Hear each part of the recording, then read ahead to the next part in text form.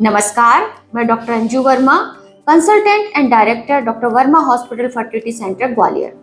आज मैं आपसे बात करूंगी आईयूआई यानी इंट्रायूट्राइन इंसेमिनेशन के बारे में, जिसे सरल भाषा में कई लोग कृत्रिम गर्भाधान भी कहते हैं। आईयूआई एक बहुत ही सरल, किफायती और कारगर तकनीक है ऐसे दंपतियों के लिए जो कि निसंतानता की समस्या से जूझ रहे हैं, तो उनको अवसर देने के लिए एक सरल उपाय है। आईयूआई में होता क्या है, ये प्रक्रिया में आईयूआई किस तरह से की जाती है।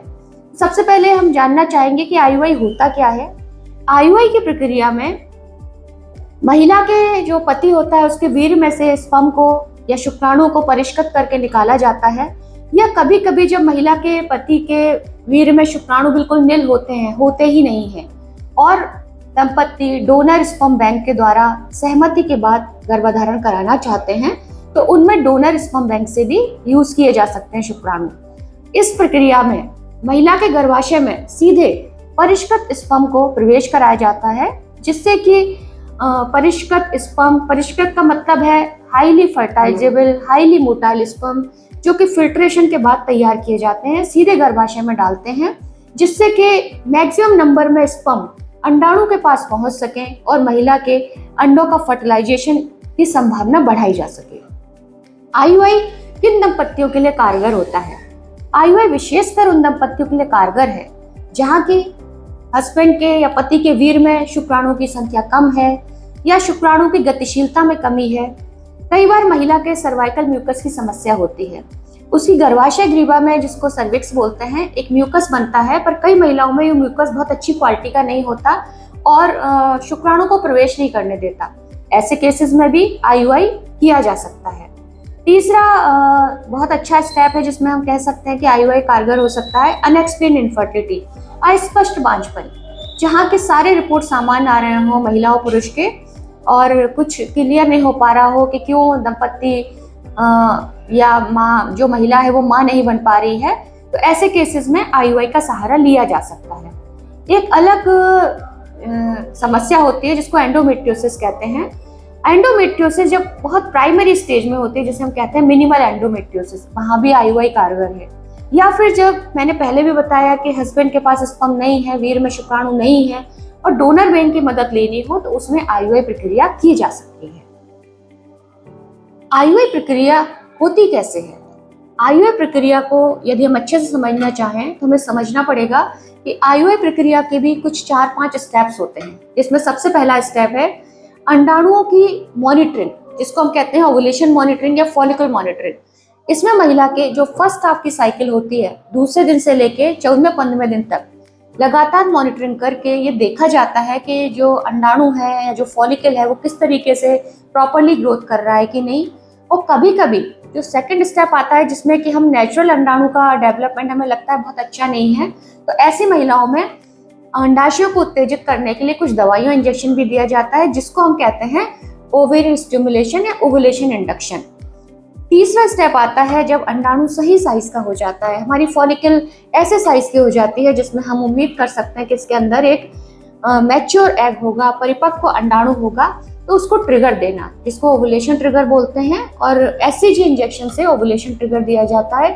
सामान्यतः किसी भी महिला में 11वें दिन से लेकर 14वें-15वें दिन तक अंडाणु का वो साइज हो जाता है कि हम ओवुलेशन ट्रिगर दें और उसको अंडाणु को बाहर निकालने के लिए ट्रिगर का इंजेक्शन देके फॉलिकल को रप्चर कराया जाए, जिससे कि अंडा बाहर आए और फैलोपियन ट्यूब में जाके शुक्राणु के द्वारा अंडों का फर्टिलाइजेशन किया जा सके।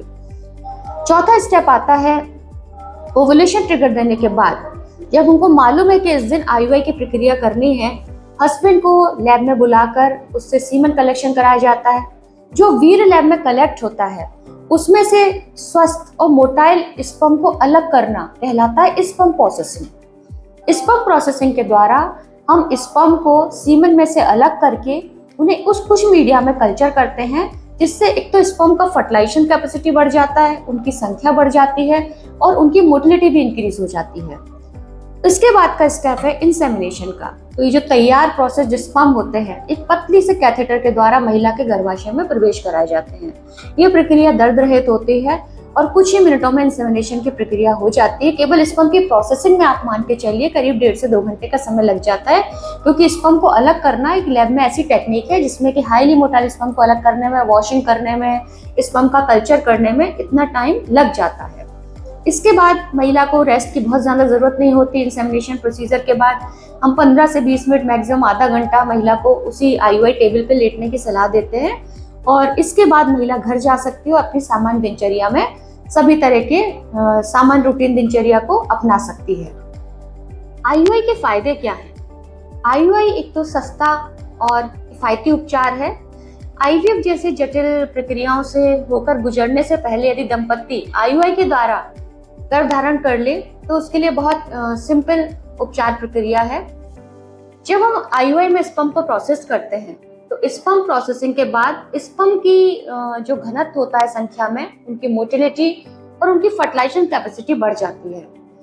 तो IUI के फायदे हुए कि सस्ता, सिंपल और कम जटिल उपचार बिना किसी एनेस्थीसिया के महिला को उपलब्ध है। और इसकी IUI की कुछ लिमिटेशंस भी हैं। लिमिटेशंस मतलब जरूरी नहीं है कि हर दंपत्ति को IUI से प्रेगनेंसी आ ही जाए। इसकी सफलता की दर प्रति चक्र लगभग 15 से 20% होती है।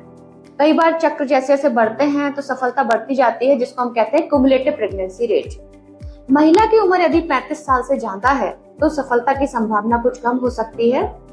और यदि महिला की ट्यूब ब्लॉक है या ट्यूबल स्टेटस क्लियर नहीं है या अंडे की क्वालिटी बहुत अच्छी नहीं है तो ऐसी स्थिति में भी IUI की सफलता की दर कम हो जाती है। कह सकते हैं कि IUI प्रक्रिया ऐसे केसेस के लिए बिल्कुल भी उपयोगी नहीं है।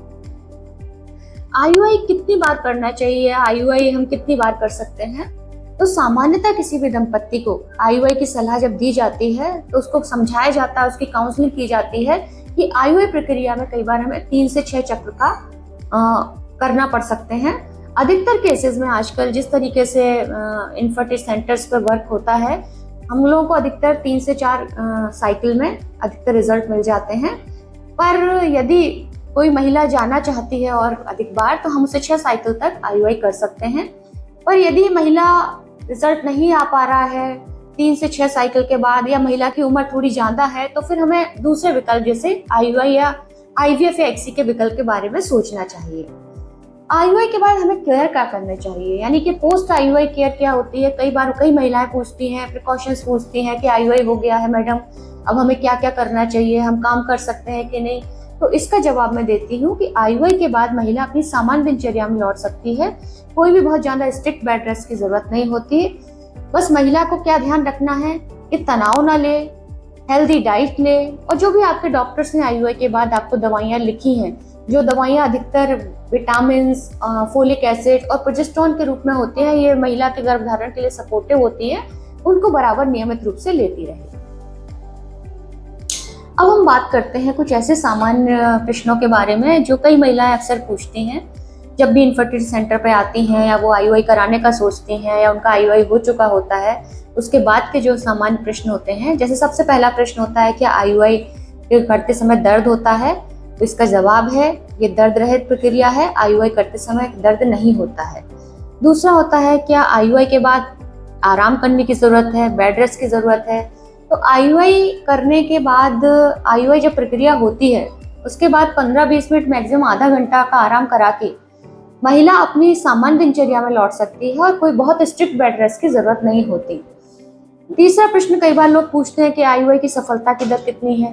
तो IUI की सफलता की दर 15 से 20% प्रति चक्र होती है, लेकिन लगातार करने पर 2 या 3 चक्र बराबर करने पर इसकी संभावना हमारा प्रतिशत हम बढ़ा सकते हैं, जिसको हम कहते हैं cumulative pregnancy rate after IUI।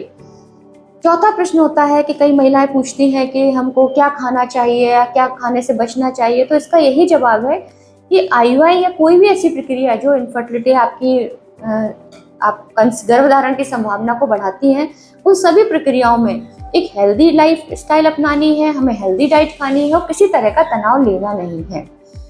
तो मित्रों, हम कह सकते हैं कि IUI एक बहुत ही सरल, प्रभावी और कारगर तकनीक है। हम इसको IVF प्रक्रिया से पहले का स्टेप मान सकते हैं यदि महिला की बशर्ते ट्यूब खुली हो और महिला की उम्र बहुत ज्यादा ना हो। 35 वर्ष से कम हो तो IUI की तकनीक से भी सफलता प्राप्त की जा सकती है।